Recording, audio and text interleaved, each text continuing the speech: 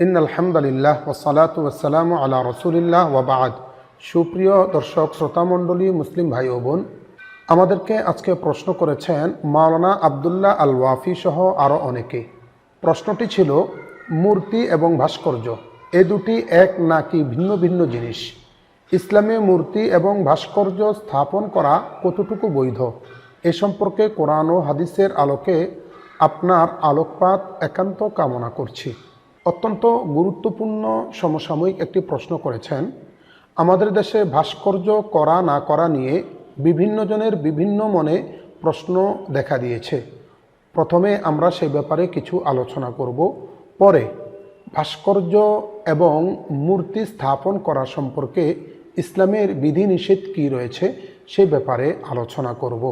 আমাদের দেশে এক শ্রেণীর লোকের দাবি হলো, মূর্তি মানে হলো পুজো অর্চনা কিংবা উপাসনার উদ্দেশ্যে যা নির্মিত হয় এবং স্থাপিত হয় তাই হলো মূর্তি।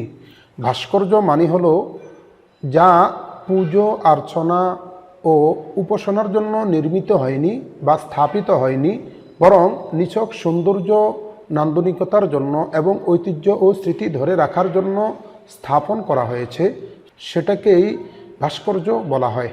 অতএব মূর্তি কোনোভাবেই তৈরি করা কিংবা স্থাপন করা জায়েজ নেই, যেহেতু সেটিকে তৈরি করা হয়েছে পুজো অর্চনার জন্য।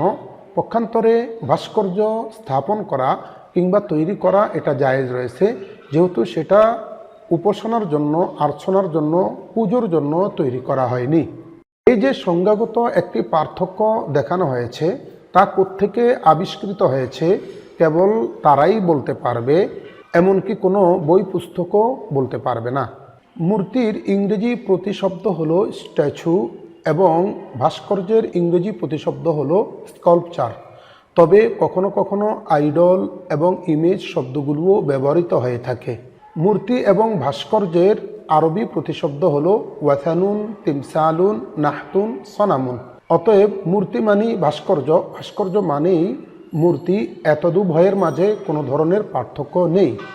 বাংলা একাডেমির অভিধানে রয়েছে, ভাস্কর্য হলো কোনো পাথর খোদাই করে তাতে প্রাণী কিংবা মানুষের ছবি স্থাপন করা বা আকৃতি স্থাপন করা। মূর্তি যদিও সাধারণত হিন্দু ধর্মের প্রতিমাকে বোঝানো হয়, কিন্তু সাধারণ অর্থে কোনো অবয়বকে বা আকৃতি তৈরি করাকে বোঝানো হয়। তাহলে আমরা বুঝলাম, মূর্তি হলো যে কোনোভাবে নির্মিত কোনো মানুষ বা প্রাণীর আকৃতি বা অবয়ব, এবং ভাস্কর্য হলো পাথর, ওয়াল, পাহাড় খোদাই করে কোনো প্রাণীর আকৃতি দেওয়াকে। তাই যে ভাস্কর্যে কোনো মানুষ কিংবা প্রাণীর ছবি বোঝা যাবে সেটাই মূর্তি বা ভাস্কর্য। ভাস্কর্য মানেই মূর্তি, এর একটি প্রমাণ হিসেবে আমরা বলতে পারি 1886 সালে ফ্রান্স আমেরিকাকে একটি ভাস্কর্য উপহার দিয়েছিল, যেটিকে নিউ ইয়র্কের লিবার্টি আইল্যান্ডে হাডসন নদীর কাছে স্থাপন করা হয়েছিল। সেটিকে স্ট্যাচু অফ লিবার্টি বলা হয়। সেখানে কোনো ধরনের পুজো অর্চনা কিছুই করা হয় না, তা সত্ত্বেও সেটাকে স্ট্যাচু বা মূর্তি বলা হয়। এ থেকে বোঝা যায় মূর্তি মানেই ভাস্কর্য, ভাস্কর্য মানেই মূর্তি। ভাস্কর্য সম্পর্কে আমাদের দেশের এক শ্রেণীর লোকের মন্তব্য হলো, অনেক ইসলামী রাষ্ট্রে ভাস্কর্য স্থাপন করা হয়েছে, তাহলে আমাদের দেশে ভাস্কর্য স্থাপন করলে সমস্যা কোথায়? এর জবাবে আমরা বলবো, অনেক ইসলামী রাষ্ট্রে ইসলামের অনেক বিধিবিধান প্রয়োগ করা হয় রাষ্ট্রীয়ভাবে। সেগুলো কি আমাদের দেশে আমদানি করার জন্য আপনি রাজি থাকবেন? অবশ্যই নয়। আপনি এই ক্ষেত্রে একটুও রাজি থাকবেন না। যেমন ইন্দোনেশিয়ার অনেক রাজ্যে ইসলামের পরিপূর্ণ বিধিবিধান প্রয়োগ করা হয়ে থাকে। সৌদি আরবের অনেকগুলো ইসলামী বিধিবিধান রাষ্ট্রীয়ভাবে কার্যকর করা হয়ে থাকে। সেই বিধিবিধানগুলো আনয়নের ক্ষেত্রে, আমদানি করার ক্ষেত্রে আমরা কি কখনো চিন্তা ফিকির করেছি? তাহলে ভাস্কর্যের ক্ষেত্রে কেন আমরা সেগুলোকে উপস্থাপন করব? অনেকেই বলে থাকেন, ভাস্কর্য হলো একটি শিল্প, আর শিল্প পরিত্যাগ করে কেবলমাত্র মূর্খরা, আর আমরা কেন মূর্খ হতে যাব? এর জবাবে আমরা বলবো, আমেরিকা এখনো পর্যন্ত অশ্লীল শোকে সাধারণত শিল্প হিসেবেই করে থাকে। আমরা কি কখনো আমাদের সমাজে বা আমাদের পরিবারে এই অশ্লীল শোকে আমরা বাস্তবায়ন করতে পারবো কি? এটা কখনো সম্ভব নয়। তাছাড়া পৃথিবীর অনেক অঞ্চলে আমরা দেখে থাকি, অনেকেই বিভিন্ন ধরনের ধাতব বা পেরেক ইত্যাদি শরীরের মধ্যে গেঁথে থাকেন, কিংবা বিভিন্ন ধরনের কার্যকলাপ করে থাকেন যেগুলোকে শিল্প হিসাবে তারা মানেন, তাদের সমাজে বাস্তবায়ন করা কখনো সম্ভব নয়, তাহলে সেটাকে কি আমরা কখনো শিল্প হিসাবে গণ্য করতে পারি কি? তাহলে কেবলমাত্র স্ট্যাচু বা ভাস্কর্যকে কেন আমরা আনতে যাব? এক কথায়, যে শিল্প বিশ্বাসের সাথে যায় না, মানায় না, সংস্কৃতির সাথে যায় না, মানায় না, সমাজের সাথে যায় না, মানায় না, সেই শিল্প বাস্তবায়ন করার চিন্তা করা, কল্পনা করা, এটা কখনো সঠিক হতে পারে না। তাই এ থেকে বিরত থাকা অবশ্যই একজন মুসলিম হিসাবে আবশ্যক। অনেকেই বলে থাকেন রাসূলুল্লাহ সাল্লাল্লাহু আলাইহি ওয়াসাল্লামের ঘরে পুতুল ছিল, সেই পুতুল দিয়ে হযরতে আয়েশা রাদিয়াল্লাহু তাআলা আনহা খেলা করেছেন। তাহলে পুতুল থাকার অর্থই হলো ভাস্কর্য স্থাপন করা যেতে পারে। এর জবাবে আমরা বলবো, বুখারী শরীফের নির্ভরযোগ্য ব্যাখ্যাতা আল্লামা ইবনে হাজার আসকালানী রাহমাতুল্লাহি আলাইহি বলেছেন, কেবলমাত্র পুতুল নিয়ে খেলা করা শিশুদের জন্যই প্রযোজ্য, অন্য কোনো ক্ষেত্রে তা প্রযোজ্য হতে পারে না। তাছাড়া সূরা সাবার 13 নং আয়াতে কারিমার ব্যাখ্যা লিখতে গিয়ে আল্লামা কুরতুবী রাহমাতুল্লাহি আলাইহি উল্লেখ করেছেন, ঘরের মধ্যে পুতুল থাকা কিংবা ঘরের মধ্যে পুতুল ব্যবহার করা কেবলমাত্র ছোট্ট শিশুদের ক্ষেত্রেই প্রযোজ্য হবে, অন্য কোনো ক্ষেত্রে বা অন্য কোনো কাজে তা বাস্তবায়ন বা প্রযোজ্য হতে পারে না। অনেকেই এই কথা বলে থাকেন, সিরাতে ইবনে হিশামের মধ্যে উল্লেখ করা হয়েছে, মক্কা বিজয়ের দিন হযরত রাসূল আকরাম সাল্লাল্লাহু আলাইহি ওয়াসাল্লাম বাইতুল্লাহর ভিতরে প্রবেশ করার পর সমস্ত মূর্তিগুলো ভেঙে ফেলেছিলেন। সেখানের মধ্যে হযরতে মারিয়াম আলাইহিস সালাতু ওয়াস সালামের একটি মূর্তি ছিল। আল্লাহর হাবিব সাল্লাল্লাহু আলাইহি সাল্লাম মূর্তিটিকে ভাঙেননি। যেহেতু রাসূল আকরাম সাল্লাল্লাহু আলাইহি ওয়াসাল্লাম সেখানে মূর্তি ভাঙেননি, এই দৃষ্টিকোণ থেকে ভাস্কর্য নির্মাণ করা বা স্থাপন করাতে কোনো দোষ হতে পারে না। এর জবাবে আমরা বলবো, সিরাতে ইবনে হিশামের যে রেফারেন্স দিয়ে কথা বলা হচ্ছে, এর কোনো ভিত্তি আজও পর্যন্ত পাওয়া যায় না। সিরাতে ইবনে হিশামের মূল নুসখার মধ্যে এই কথাগুলো উল্লেখ নেই। এমনকি অধিকাংশ মুহাদ্দিসিনে কেরাম বলেছেন, এই বক্তব্যটি ডাহা একটি মিথ্যা ছাড়া আর কিছু নয়।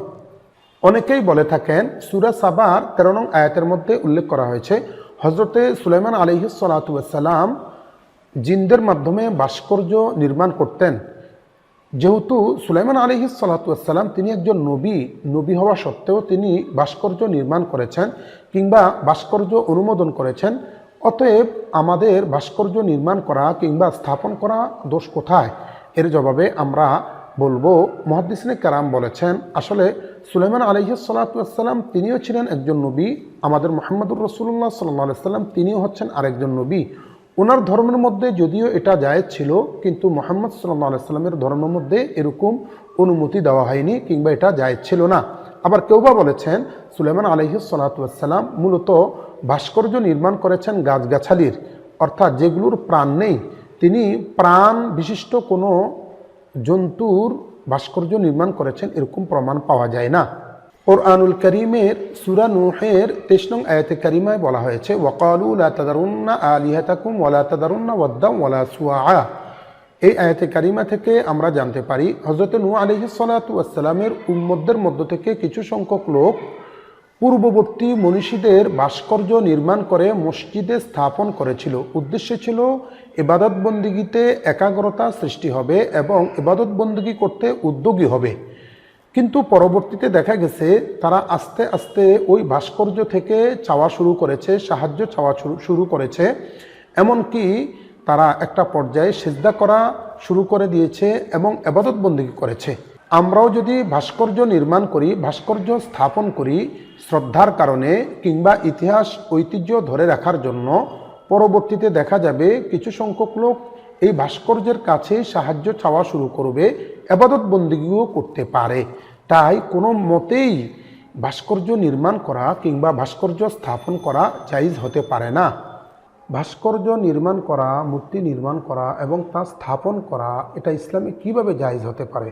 অথচ হযরত আয়েশা রাদিয়াল্লাহু তাআলা আনহা থেকে একটি হাদিস বর্ণিত হয়েছে, বুখারী শরীফের 5954 নং হাদিস, বাবু মা উতিয়া মিনাত তাসাউবির অধ্যায়ের মধ্যে হাদিসটি বর্ণিত হয়েছে। ক্বালা রাসূলুল্লাহ সাল্লাল্লাহু আলাইহি ওয়াসাল্লাম, আশাদ্দুন নাসি আযাবান ইয়াউমাল কিয়ামাহ আল্লাযীনা ইউদাহুনা বিখালকিল্লাহি আযযা ওয়া জাল্লা অর্থাৎ রাসূল আকরাম সাল্লাল্লাহু আলাইহি ওয়াসাল্লাম ইরশাদ করেছেন, কাল কিয়ামত দিবসে ওই ব্যক্তিকে সবচাইতে বেশি শাস্তি দেওয়া হবে যেই ব্যক্তি আল্লাহ রাব্বুল আলামিনের সৃষ্টির ভাস্কর্য কিংবা মূর্তি বানিয়েছে এবং তা স্থাপন করেছে। এই হাদিস থেকে তো সুস্পষ্টই বোঝা যায় কোনোভাবেই ইসলামে মূর্তি বানানো কিংবা ভাস্কর্য বানানো এবং তা স্থাপন করা জায়েজই নেই।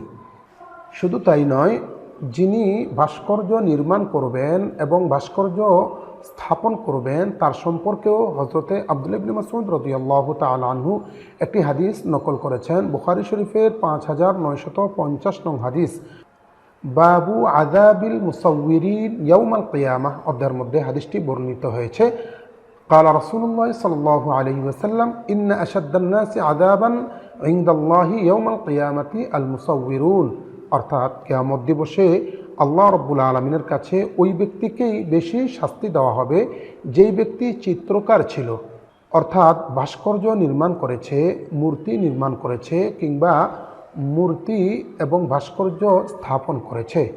এমনকি হযরতে আয়েশা রাদিয়াল্লাহু তাআলা আনহা একটি হাদিস নকল করেছেন, মুসলিম শরীফের 5647 নং হাদিস।